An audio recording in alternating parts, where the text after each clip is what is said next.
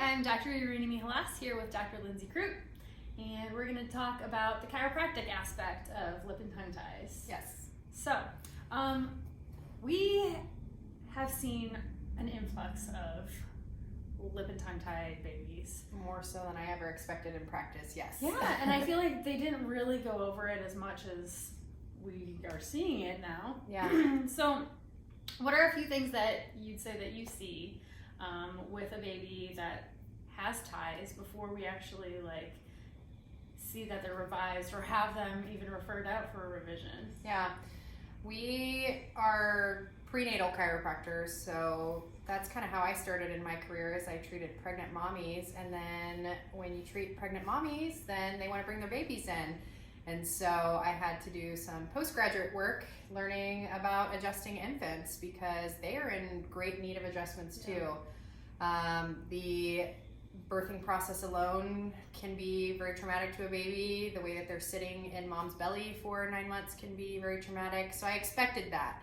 But what I was finding was moms are having all sorts of troubles with their babies, not just breastfeeding, because I think that's all I really initially knew about lip and tongue tie was it can cause difficulty breastfeeding, but it can cause so much more than that. Even moms that maybe decide not to breastfeed, these babies are really, really tight. So tight that moms even notice it. Normally babies curl up in a little ball and they like being swaddled. These babies are just tight. They don't want to be bent.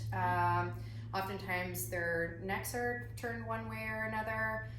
They don't digest well. They're very colicky, reflux happening quite a bit, so they're not digesting well either.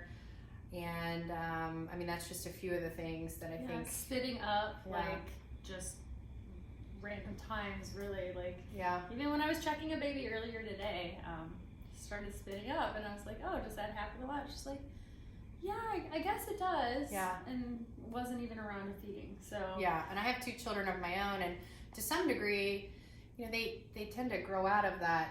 They spit up a little bit, when you're having, a oversupply of milk, or maybe they're on a new formula, but yeah, this seems to be excessive, and more so these babies are they're tight. And that's honestly, I think, that one of the most surprising things that I hear from moms that have absolutely no training on assessing the body whatsoever. They're just like, why does my baby feel so tight and I just can't move them? Or I feel like moms have also said to me, my baby's really strong. Yes. And it's ooh, it's not actually strength, it is that tightness that we're experiencing. They're thrusting back and holding their head up and doing all these things way too early, and it's definitely not a strength thing. And so in my further education, what I learned was that the time in utero that all of the tissues of our oral cavity are formed, other things in the midline are formed. They call the midline. And so from the tips of their tongues, the dura around the brain,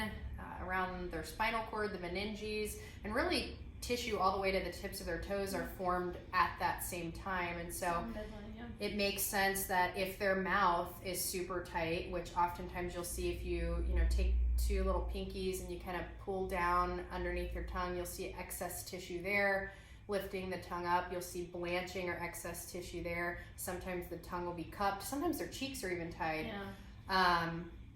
So you're not only is it in their mouth, it's the whole midline. Right. Absolutely. So we see a lot of babies, and I feel like we are usually referring them out to get oral tie revisions, but or we're at least also an evaluation. Right, and exactly. Yeah. But we're also getting a lot of pre-revision work sent to us. So let's talk about a little bit about what we do with those babies when a dentist or a pediatrician refers them to a chiropractor for body work. Yeah, I think that is going to be helpful to teach moms, because when you have a new baby that's potentially having these issues, it's a little overwhelming when there's so many cooks in the kitchen, if you will. It's yes, it could be a preferred provider dentist, it could be the pediatrician involved, a lactation consultant, a chiropractor, a cranial sacral therapist. So understanding the role everybody plays in that, and often what she's saying is, especially these dentists, they refer to us both before the revision is done and after. And what you're asking is, why would they do that? Again, let's go back to the anatomy itself. Think about the tension in the midline as basically one big giant spider web from the tip of your tongue to the tip of your toes.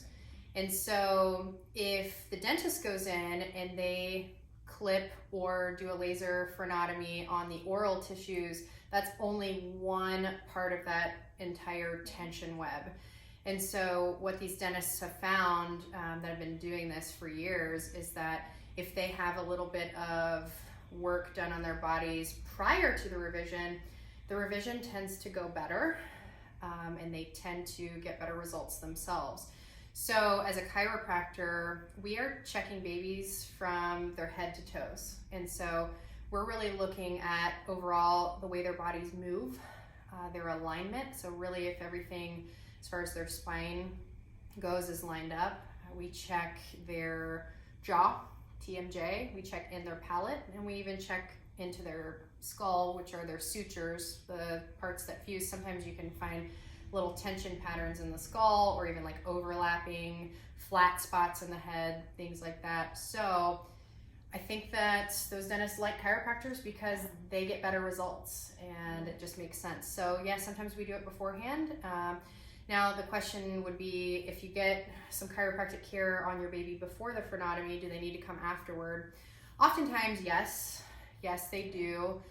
Depending on the baby, they have to learn how to use their muscles again. Right. Yeah. Now that they're not tied or restricted in the mouth, they have to learn how to use their tongues again. They have to learn how to use their jaws, even their lips. All of the oral muscles are basically haven't been able to contract and function properly. So the body has to go through this process of relearning that. And so as their body adapts and changes, we are also adapting and changing. We don't do the same adjustment necessarily every single time. So as their body molds and forms, we are also adapting to that. So the question is, do you see the chiropractor one time, many times? Often one is not enough, because as they're changing, we need to change with them. So our typical protocols, we'll usually see a baby a couple times a week for a month.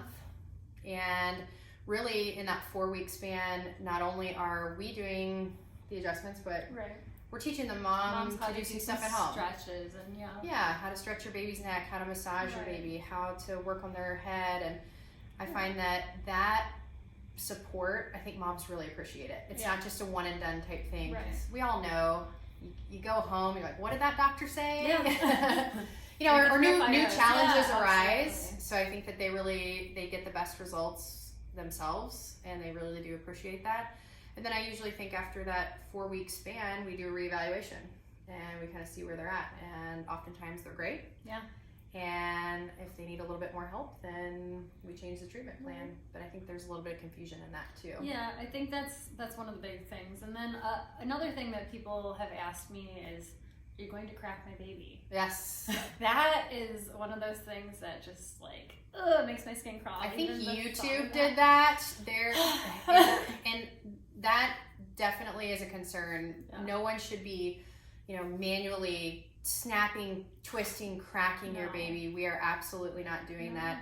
The wonderful thing about babies is they are loosey-goosey. They move really easily and really well. So most of the time when we're doing an adjustment, it's just a little light vibration, about the amount that you would check like a ripe tomato with. Or put on an eyeball as well. Just put on your eyeball, whatever's comfortable there. Yeah. We use some little tools that vibrate as well. And oftentimes, it just is like a little click. Babies, it doesn't hurt them at all. So we like to show mom or dad on their hand, like how light it really is. Babies usually love it, not always, it's depending on what time of the day and if they've had a meal and they get cranky just like you would. And if they're tight, but so it's not always the most peaceful thing in the world. I'm not going to tell you that every baby just sleeps through it, but often they do. Right. Often they do. So educating not only yourself, but maybe your pediatrician about, what the chiropractor is doing, because again, knowledge is power. And if you don't know what we're doing, you think that somebody's cracking your baby, someone might say, ooh, don't take your baby to the chiropractor. But that's not at all. Yeah, and all chiropractors are different. Right. And the particular organization that we are trained through is an organization called the ICPA, and that's the International Chiropractic Pediatric Association. So we have taken additional postgraduate training through them. They have also done quite a bit of research in pediatric chiropractic. So again, all chiropractors are trained to adjust children in school. They're all qualified, but some chiropractors have taken additional training. Yeah. So that's something to know as well. If you're looking for a pediatric chiropractor, you can check through the ICPA and their website. Yeah. I mean, side note, I was adjusted since I was 2. So, I mean, I turned out Right. Maybe. Right. Some might say. I wish I was. I was diagnosed with scoliosis in probably 7th grade by the school nurse, bend over test, and didn't put 2 and 2 together that my scoliosis kind of happened around the same time I started getting frequent debilitating migraines. And so my parents just didn't know. I mean, it's not anything that they did wrong, but they just did not know what to do. So I went to lots of specialists and medical doctors and really just got put on a bunch of medication and said, oh, your scoliosis is fine. And ultimately I ended up going to a chiropractor in my 20s, and not that my spine is completely straight, but it's more balanced now, and I do not have migraines at all anymore. So that could have saved me a lot of suffering for sure. So I think the earlier we start, the better. And I know me as a parent, I think the coolest thing in the world is that I can provide adjustments to my own children, because I don't want them to end up going through all the spinal issues and headaches and things that I went through as a kid. So it's never too soon to start. You can get I adjusted Cameron when he was about 5 hours old, and Nolan when he was about 40 minutes old. That's so awesome. Never too soon to start. Yeah. All right. Okay. Thank you. Yes. Thank you guys. I hope you learned something.